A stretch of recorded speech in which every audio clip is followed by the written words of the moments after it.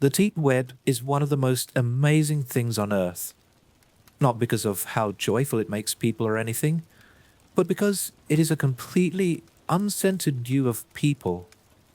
You can speak your mind, buy what you want, do anything you want. When on the deep web, you have complete and total freedom. I had always been fascinated by the deep web, and at the time of the events in this story occurred, I was in college. A lot of people in my campus had really been getting into accessing the deep web. It was almost like a trend. With so many people getting on it, it seemed perfectly safe for me to give it a try.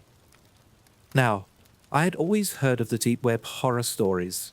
Stories of hacking, stumbling on disgusting sites, and people even somehow finding your address. These stories were mainly what kept me off the deep web. But with most of the people at my college using it on a normal basis, I decided to give it a go. I asked a friend to come over and help me set it up. When my friend arrived, we opened up my laptop and began to set everything up. He told me that they were using a program that lets you access the deep web. He also asked me if I was planning on doing anything illegal, to which I replied no.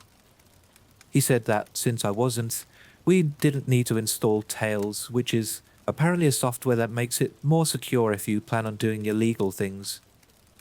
A little while later, everything was set up. I had my new IP address, and my friends gave me a brief rundown on what to do and what not to do. He made it very clear that when I was using the hidden wiki, that I kept it on censor mode, so that it would be less likely for me to see something I didn't want to see. After about 2 weeks of using the deep web, I felt like a pro. I had accessed many different sites, spoken with some of the great people, made friends, even bought some weed. I had become cocky and was ready to dig deeper into the dark web. I turned off the censored mode on the hidden wiki and began to browse the links. It took a while, mostly because Tor is a bit slow and many of the links just led to dead web pages. Eventually, I stumbled onto a site called All the Gore. It was mainly a big chat room with many different topics. I had a fairly strong stomach, and I had seen many violent movies and had seen beheadings, killings, etc. through the normal internet. After looking at a few different chat rooms, I noticed how sick this site really was. The people in these chat rooms were actual killers, bragging about some of the things they had done. In the chat room, you could also post pictures. One man by the name of Culture045 had the stage in one of the chat rooms. He was explaining in detail how he had broken into someone's house, kidnapped a little girl, and brutally killed her parents by hiding under their bed, and then opening their throats. He then explained how he brought the little girl back to his house, abused her, beat her, and cut her up. I didn't think he was telling the truth at first, but then he posted pictures. These were the most horrifying pictures I had ever seen. Close-ups of the poor 8 to 10-year-old girl being brutally attacked, beaten, and cut with a knife. Culture kept posting pictures, the new ones of the girl, tied to a chair, bleeding, crying, throwing up, etc. Then, he showed a picture of him with a drill, drilling into her skull. The most haunting part is that while he was doing it, he was looking at the camera with sheer joy on his face. I had seen enough and typed in the chat room window, "You people are sick and deserve to die. How can you sleep at night?" Immediately, people began making fun of me, saying that I was just as helpless and ignorant as the little girl in the pictures, and that I should get off the big boy part of the internet. They began saying I was a pussy and calling me an empath, when Culture typed something in the chat box. He said, Really? Where do you live, buddy? I'm sure everyone would love to see you on this site. I then made the biggest mistake of my life and typed, I'm calling the police and having this site shut down. Less than a minute later, everything in the site went black and a new chat box appeared in green. In it, someone named Admin1 typed in the box. He said, call the cops and you will regret it. I didn't type anything in the box and reached for my cell phone. What happened next haunts me to this day. My phone said I had a new message. I opened it and it said, call the police and you're dead. There was no number. It didn't even say unknown number. It was just blank. I looked back at my laptop and saw my webcam light turn on. I quickly covered it, but I saw on the screen a picture of me looking at my phone. I got wide-eyed and froze for a moment when the admin typed again. Put the phone down right now and uncover your webcam. I put my phone down, but kept the webcam covered. He then typed again. Okay, be like that. Right after, he posted my full name, age, and address in the chat box and typed, it would be a shame if you and your college buddies went missing, wouldn't it? I then did as he said and uncovered my webcam. He told me to follow his instructions on how to make it impossible for me to reach the site again. I followed each and every one. When I finished, I got a text that said, now, don't ever try and come back. Just like before, it had no number. I still called the police from my friend's phone, but they were never able to find the site. If you ever go on the deep web, don't ever just mindlessly explore, especially if you don't have the additional software to keep you secure. I was a stupid college kid, and I just hope nobody makes the same mistakes I did. I moved to a different home and changed all of my information, but I still get nightmares to this day.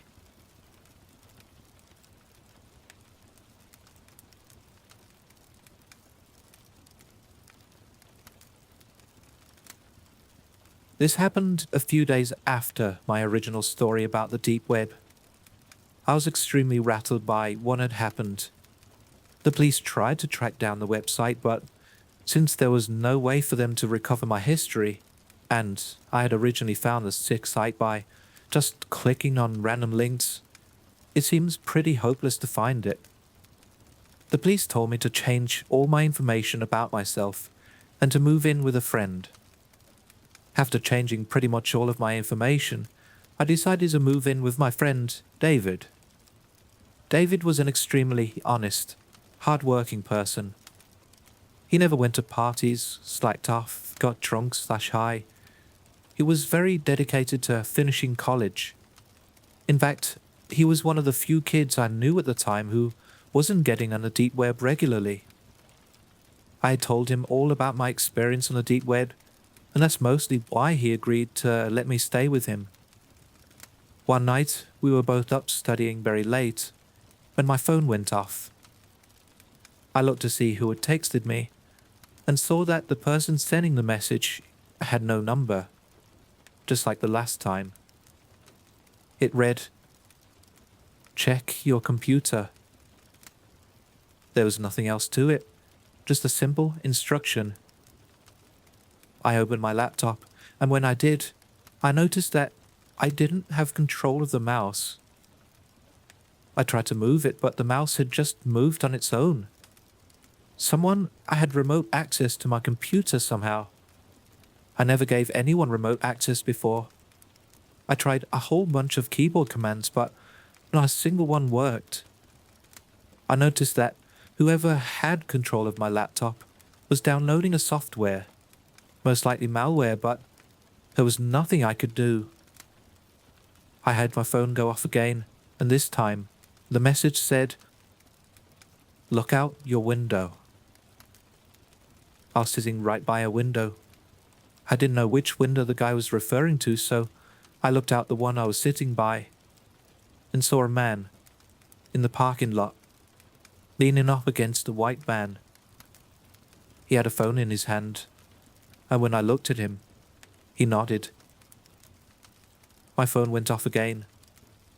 Type in and hold Shift Alt F5 at the same time to activate the software. I called in David to my room to show him what was going on. He seemed just as nervous as I, but with the man just outside our window, we didn't want to anger him. Dave called the police right away and told me that they would be there soon. I didn't activate the software and just sat there. Eventually, I got another text. "I'm coming in if you don't do it right now." I didn't know why he or the person in control of my computer couldn't do it, but I didn't dare to ask. At the same time, though, I was 99% sure this program had malware or spyware or something that would be very harmful to my computer. So, I refused to activate it. David grabbed a baseball bat, just in case the man outside tried to come in. About 5 minutes later, we heard the doorknob turning. It was locked, but we then heard banging at the door. We both freaked out and I looked out the window again. Sure enough, the man and the van were gone. The banging on the door got more and more violent until eventually we heard a horrible scratching sound. It lasted a few more minutes, and then we heard footsteps walk down the hall and eventually fade away. I received another text. "We will be back." That really got to me. When the cops arrived, they told me to look at my door. I followed them back out into the hallway and saw, engraved in our door, my name. The police began investigating the whole building, and they had a tech police officer come in and look at my computer. He began to do scans and investigate the weird software in my laptop.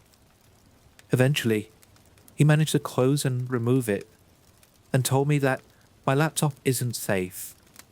He said the core files have been hacked into / corrupted. We did a complete wipe of my laptop, and he looked at my phone as well.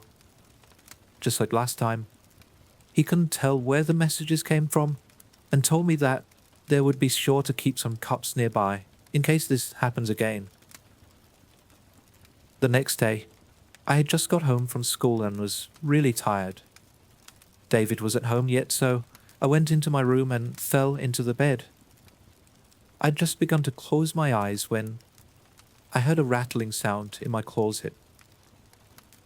I lifted my head up and didn't hear it again. So I went back to sleep. After a few minutes, the closet door swung open. I leaped out of bed and saw a man with a mask walking over to me. I ran for the door and slammed it behind me. I ran out into the parking lot, started my car and drove away as fast as I could. By the time the police arrived, the man, of course, was gone. The apartment, surprisingly, hadn't been wrecked or anything. We didn't even find anything stolen. He didn't seem to do anything at first. This night, 2 police officers were monitoring everyone who came in / out of the building in order to catch the man. I opened my laptop and noticed that my wallpaper had changed. It was just a bunch of trees, but it had been changed to a sickening photo of a man with a mask. The same mask that I saw on the man who was in my closet, digging a knife into a baby's eyes in what looked like a small cabin. I also noticed that all my applications and programs were gone, and I saw the same software as last time, right in the middle. I clicked on it, and it had already been installed. Just like last time, It filled the entire screen, and what looked like a live stream was going on. I couldn't exit out, and the live stream was coming from a boy's house. He looked about 13 or 14 and was at his computer. It didn't take long for me to see that I was watching through his webcam, and he had no idea. I saw a small chat box pop up in the bottom right of the screen, and in it, someone typed in the box, "Welcome to our live stream. We are glad everyone could be here. Thank you, John, for being here as well." My eyes got very wide. My name was John, and they were waiting until I was watching to start the live stream. As I watched, I saw that the closet door behind the boy slowly opened, and a man walked out with a toolbox in one hand. He quietly set the toolbox down and pulled out some duct tape. He went behind the kid and put the tape over his mouth and grabbed him tight. The poor kid's face was of total fear. He tried to scream, but he couldn't because of the tape. They were making a decent amount of noise, so it told me that the kid must have been home alone. Major NSFW here, so proceed with caution, please. I tried hard to exit out, but I couldn't. I then saw the man take out a screwdriver and drive it into the kid's chest. Blood began to pour out, and the kid made an awful wheezing type noise. I saw tears come from his eyes as this sick man began to drive the screwdriver deeper and deeper, and then yank it out. The man took out a hammer and smashed the kid's hands several times till they were nothing more than a mangled, bloody mess. I tried every command I could to exit out, but nothing was working. I noticed that in the chat box, several people were cheering the man on and requesting for him to do different things to the boy. The man then took out a handheld electrical saw, pressed it against the boy's face, and turned it on. The boy screamed with pain as the saw went up into his eye, causing blood to go everywhere and get on the camera a little as well. I started to get tears in my eyes as I couldn't stop it. Then, the man took the screwdriver, gouged out the kid's eyes, and took out a large knife. He proceeded to slit the boy's throat and tossed him on the ground. I was sick. I threw up all over the floor, and when I looked back, I saw the chat box. People typing horrible things like "fap, fap, fap," or "Oh my God, that was so wonderful. Thanks so much for doing this," etc. In the box, I saw someone named Culture045 type into the box, "Thanks for watching, John." After that, the program closed on its own, and I was left with a sickening wallpaper. I was sweating, breathing heavy, and feeling sick. Throughout the entire thing, I didn't realize that my phone had gone off several times. I looked at it, and the most hateful, mean messages were coming from my friends and family. I asked my mum what was wrong, and she takes back, "You send that sick, disturbing live stream to everyone. I can't believe who you are. The police have been called." I felt even more sick than before. Those monsters had sent that live stream to all my friends somehow and made it come from me. They'd pretty much ruined my life within a couple of minutes. When the police arrived, I told them everything that had happened, and quickly they managed to explain to all my friends and family what had happened. They really cracked down on finding these people, and a month later, 4 men had been arrested. One was Culture045, and the other was Admin1, and the 2 others were working with them. The site was found and shut down as well, and I got a new laptop and phone. I could say some horror cliche here and say something like I kept getting texts or kept hearing weird things ever since, but none of that happened. They were arrested, and I never heard anything further. It's good to know those men are in jail or perhaps even dead. But what scares me is all the people watching the live stream who were there for pleasure are still out there, and that there is probably thousands of Culture 045s out there all over the world. If you ever go on the deep web, make sure you're as careful as possible.